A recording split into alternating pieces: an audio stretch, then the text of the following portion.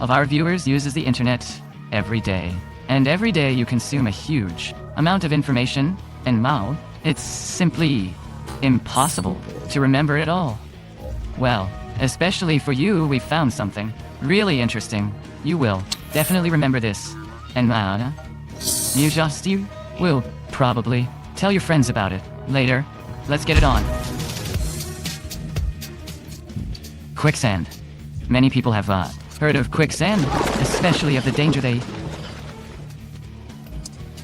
conceal.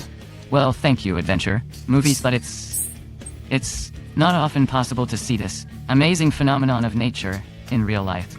Quicksands usually consist of sand, or clay, and water-saturated salt, and are most often found in river deltas. Their surface looks hard, but as soon as a person steps on it, the sand starts to liquefy and looks like dough. You can really get stuck in it. You don't know how to get free, but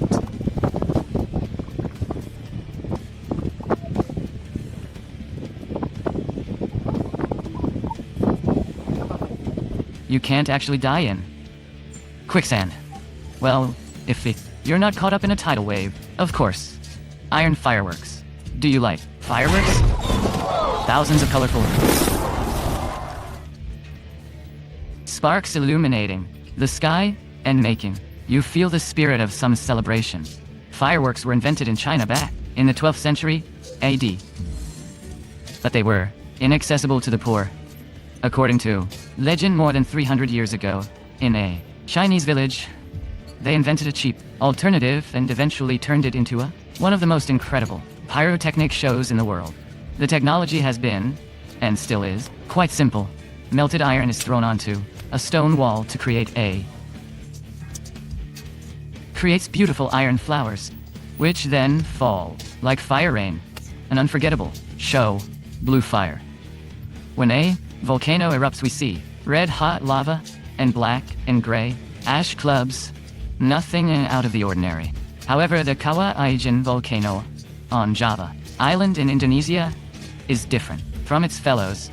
In one of its craters, you can see an unusual natural phenomenon, the appearance of blue volcanic gases on the surface. This phenomenon is caused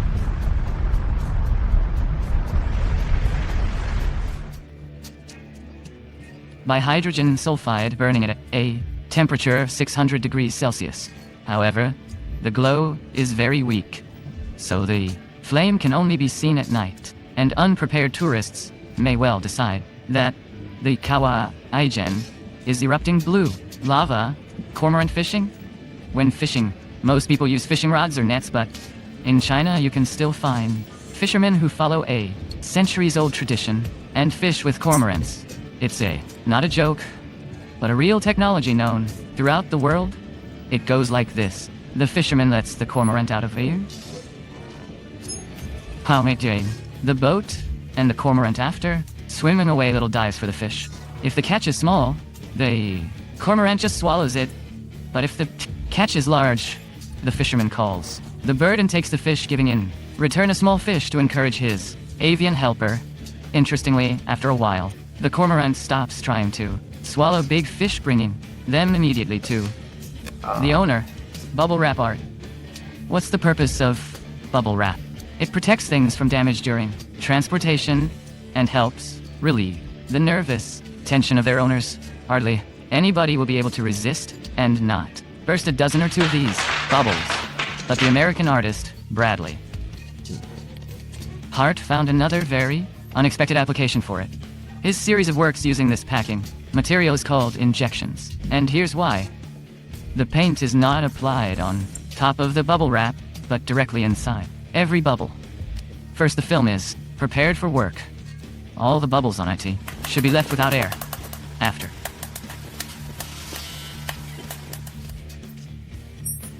that, these syringes are filled with acrylic paint, and then a very long and time-consuming process begins, because the artist injects paint into each bubble, and not one bubble is left unattended. The result is a painting consisting of peculiar pixels. Real-life Pac-Man. Have you ever imagined how the famous game Pac-Man would look Like in real life? Well, the advertisers of Bud Light thought about that and released a commercial during the Super Bowl. The protagonist agrees to an adventure and becomes a real Pac-Man, and the game becomes realistic. Even though it's just a commercial, wouldn't you like to be in this guy's shoes? Drone base jump. Latvian company Aeronis specializes in the creation of industrial drones that can carry loads of up to 200 kilograms. The company showed the lifting power of its drone by using base jumping. Well, it's a pretty unusual advertising move. The drone had to lift the jumper, keep him in the air for a while, and then let him go. Impressive, isn't it? The parachutist Ingas August Harls took part in the trick. First, he climbed a 120-meter tower to grasp the rope attached to the drone that had already risen into the sky. Then the quadcopter ascended 330 meters in the air, after which the parachutist made the jump.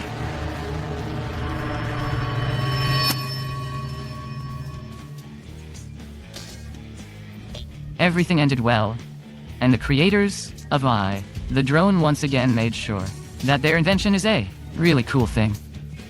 Gunshot. Oh, come on, some of our viewers are gonna say, what's so unusual about a gunshot? You can see one in every movie, and they're kind of, well, right? But we're talking about a shot filmed at 73,000 frames per second.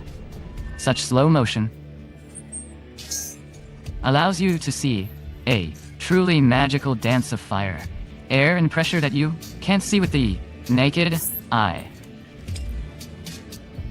Fake blood.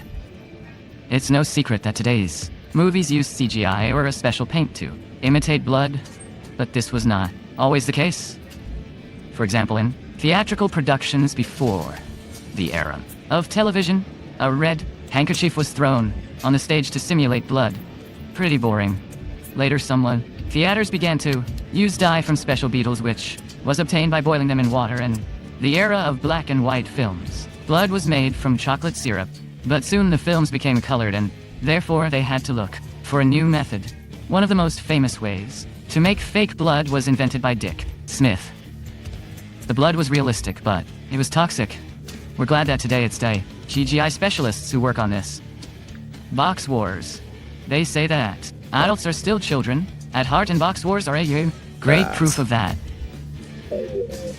It's an artwork that takes simple kids' entertainment with empty cardboard boxes to a whole new level. Box warriors use ordinary cardboard to create battle equipment, armor, shields and weapons. Moreover, they even make jeeps, tanks, giant animals, and much more out of cardboard. Looking at what can be made out of such a simple material, you can't help but be amazed at the ingenuity and talent of the fighters. Well, when the CE equipment is ready, they arrange fights in which all this is almost completely destroyed, that they may take our lives, but they'll never take our freedom.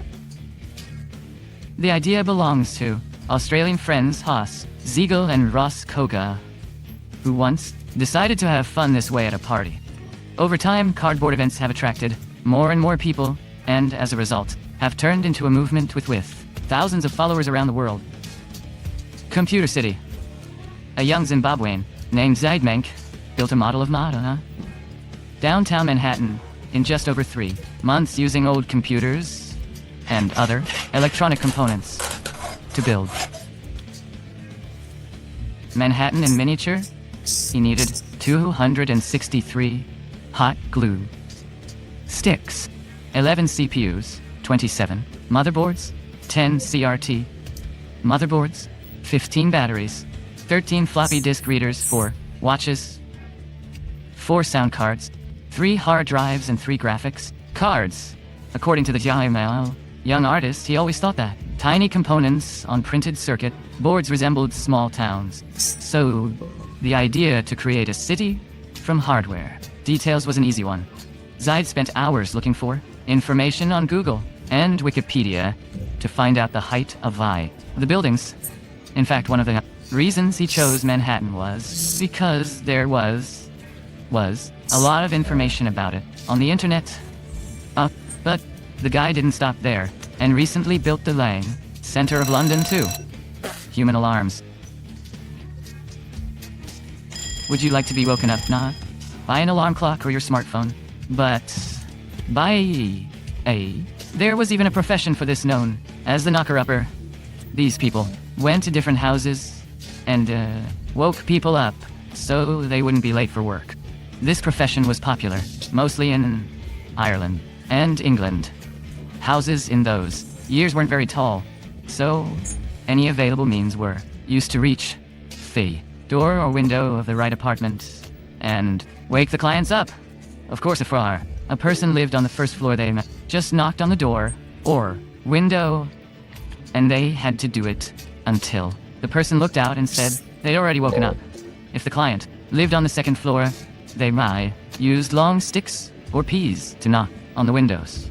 This unusual profession existed until the end of the 1920s. Underwater mailbox story.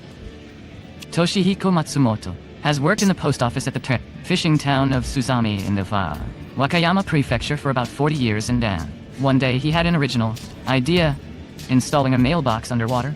Why? Well, the man hoped to attract tourists, and the idea turned out to be brilliant. The most deep water mailbox in the world was installed.